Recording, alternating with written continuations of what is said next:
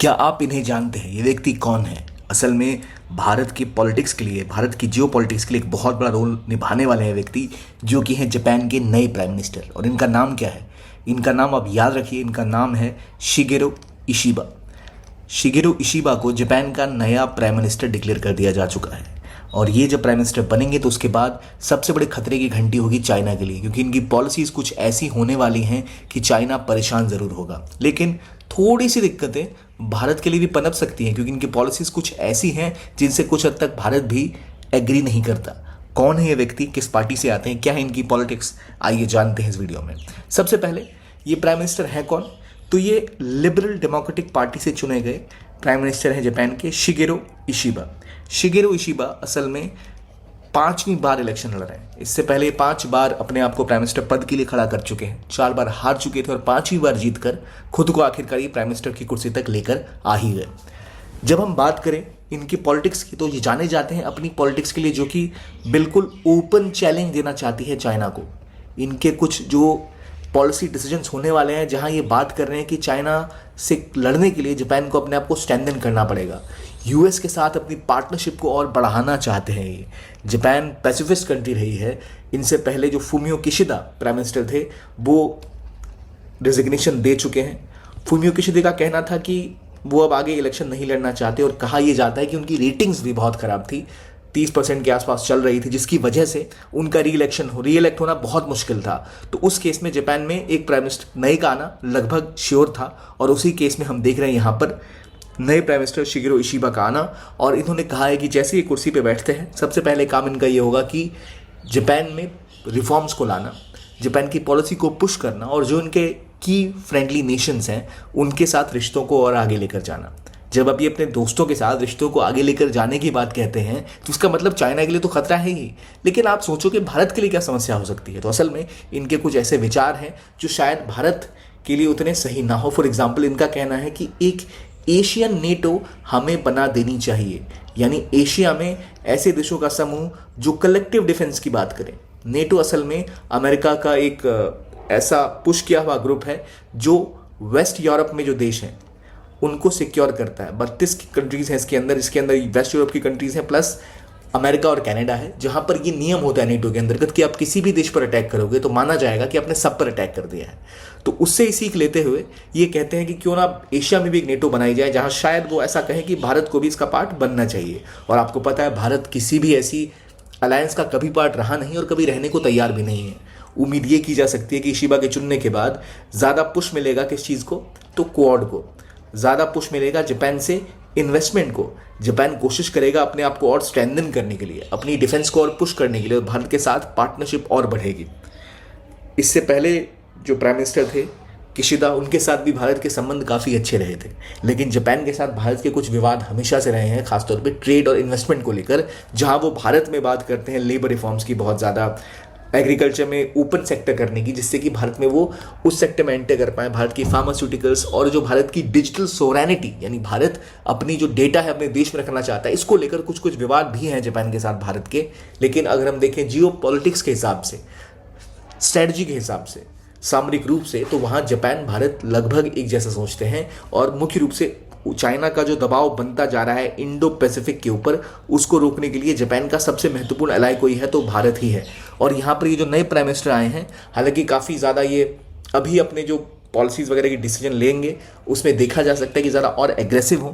इन्होंने ये भी कहा है कि ये फुमियो किशिदा, जो उनके पिछले प्राइम मिनिस्टर थे, उनके बाद जब ये चुन के आए हैं तो ये कोशिश करेंगे कि जो यूएस की जो बेसिस हैं जापान में, उन बेसिस की जॉइंट मैनेजमेंट की जाए, यानी उनकी जो मिलिट्री बेस जापान में है उसकी जॉइंट मैनेजमेंट हो, और जापान भी अपनी बेसिस जो है वो अमेरिका में जाके खोले, ताकि पूरी तरह से इंडो पैसिफिक को वो कंट्रोल कर पाए।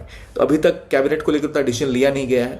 4 बार पहले भी लीडरशिप की बिड कर चुके हैं, और ये कहा जाता है कि जब पिछली बार ये शिंजो एबे से भी एक बार इलेक्शन में लड़ चुके हैं, तो कहा जाता है कि इनका ऐसा विचार है कि ये शायद अपनी स्ट्रैटेजी इस तरह से रखें कि मार्केट एक्सपेंशन थोड़ा कम हो इनिशियली, इसलिए जैसे ये चुने गए जापान का स्टॉक मार्केट क्रैश कर गया। इनकी इकोनॉमिक पॉलिसीज को लेकर थोड़े क्वेश्चन मार्क हैं। मैं प्रश्न मार्क बोल रहा था, प्रश्न चिन्ह होता है और क्वेश्चन मार्क होते हैं।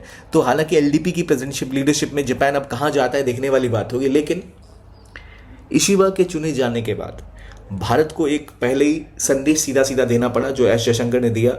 एक लेक्चर सीरीज वो दे रहे थे, वहां उन्होंने कहा कि हम किसी भी तरह से एशियन नेटो के पक्ष में नहीं है। क्यों भाई?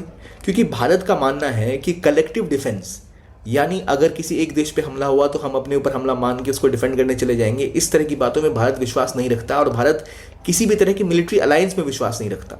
अब आपका सवाल होगा, जापान तो भारत का दोस्त है, ऑस्ट्रेलिया भी दोस्त है, तो क्यों हम आखिरकार नेटो का समर्थन नहीं करते?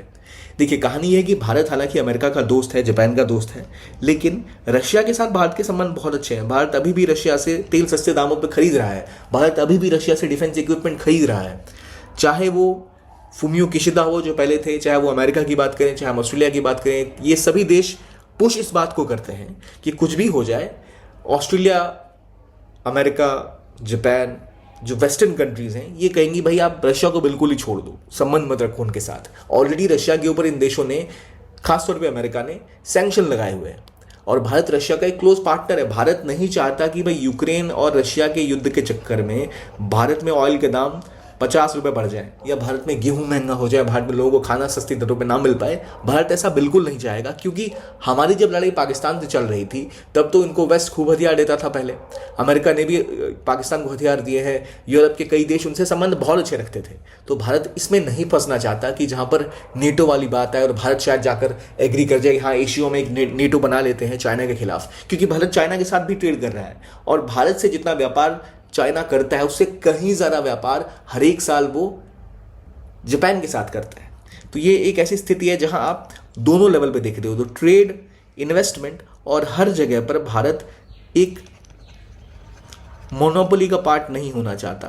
ट्रेड, इन्वेस्टमेंट ऑलरेडी भारत की चाइना के साथ हो ही रही है और भारत किसी भी कीमत पर अपनी फॉरेन पॉलिसी, भारत की फॉरेन पॉलिसी में एक बहुत अहम शब्द है जिसे हम कहते हैं स्ट्रेटेजिक ऑटोनॉमी। स्ट्रैटेजिक ऑटोनॉमी का मतलब होता है कि भारत के पास ये शक्ति है, निर्णायक शक्ति है कि भारत किस देश के साथ कैसे संबंध रखेगा। कोई ग्रुप या कोई देश या कोई और पार्टनर उसको नहीं बता सकता कि आप इस देश के साथ संबंध मत रखिए।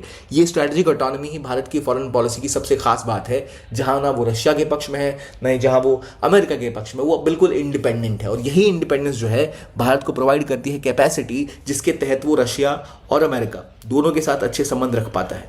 अगर आप नेटो जैसे किसी संस्थान का पार्ट हो जाएंगे तो इसका मतलब है कि आपको अपने ग्रुप की बात माननी पड़ेगी। तो इसलिए भारत उसका पक्षधर नहीं, और शायद ये ऐसा बोले लेकिन ऐसा कभी नहीं हो कि लाजमी हो कि ये हो जाए। लेकिन जो ये नए प्राइम मिनिस्टर जापान के चुने गए हैं, इशिबा, इनकी बात ये कही जा सकती है कि ये, शिगेरो इशिबा की खास बात ये कही जा सकती है कि ये डिफेंस को लेकर काफ़ी पुश करेंगे। इन्होंने पहले बोला है कि इवन जापान की जो मिलिट्री बेस है वो होनी चाहिए कहाँ, यूएसए में, और जो यूएसए की बेसिस ऑलरेडी जापान में है या इस रीजन में, वहाँ पर उसकी जॉइंट ऑपरेशन होनी चाहिए। ये अपने डिफेंस को लेकर पहले ही काफ़ी ज़्यादा एक्सपेंशरी है। इनका कहना है कि जापान को अपने डिफेंस पर फोकस करना चाहिए, डिफेंस फोर्सेस को और स्ट्रेंथन करना चाहिए और चाइना के चैलेंज का खुल के सामना करना चाहिए। तो इसीलिए अगर हम कह सकते हैं शिगेरो इशिबा जो पॉलिटिकल पार्टी में अब स्ट्रांगली आए हैं, ये प्राइम मिनिस्टर बनेंगे अभी कुछ समय बाद, फिर जापान में इलेक्शंस हैं। तो देखने वाली बात होगी कि शिगेरो इशिबा किस तरह से चीज़ों को लेकर आगे बढ़ते हैं। भारत के लिए अच्छी खबर यह है कि अगर ये और निवेश वगैरह पे फोकस करेंगे तो भारत एक महत्वपूर्ण कंट्री होने वाली है, एक इंपॉर्टेंट फ्रेंडली कंट्री है अमेरिका की, जापान की, ऑस्ट्रेलिया की, और क्वाड भी इसका मतलब स्ट्रेंथन होगा। जापान से हमें और निवेश मिलने की उम्मीदें हैं और हम उम्मीद कर सकते हैं शिगेरो इशिबा लगातार भारत के साथ संबंधों को और स्ट्रेंथन करेंगे। तो ये थी कहानी शिगेरो इशिबा की, जो लगातार कई सालों से स्ट्रगल कर रहे हैं लीडरशिप पाने की जापान की। 5 बार लड़े, शिंजो आबे से हारे, फुमियो किशिदा के खिलाफ भी खड़े रहे, लेकिन आखिरकार डिफेंस में भी मिनिस्टर रहे, अलग अलग डिपार्टमेंट संभाले इन्होंने, लेकिन आखिरकार अब जाकर ये जापान के प्राइम मिनिस्टर बन चुके हैं। यानी आप कोशिश करते रहिए, कुछ समय शायद आपको हार झेलनी पड़े, पर अंतोगत्वा आप जीत जरूर जाएंगे। तो ये कहानी थी जापान के नए प्राइम मिनिस्टर, क्या नाम बताया मैंने आपको, शिगेरो इशिबा, याद रखिए नाम, रिमेंबर द नेम। तो ये था आज का डिस्कशन। देखने के लिए बहुत बहुत धन्यवाद। देखते रहिए ज्ञान कोश and have a nice day.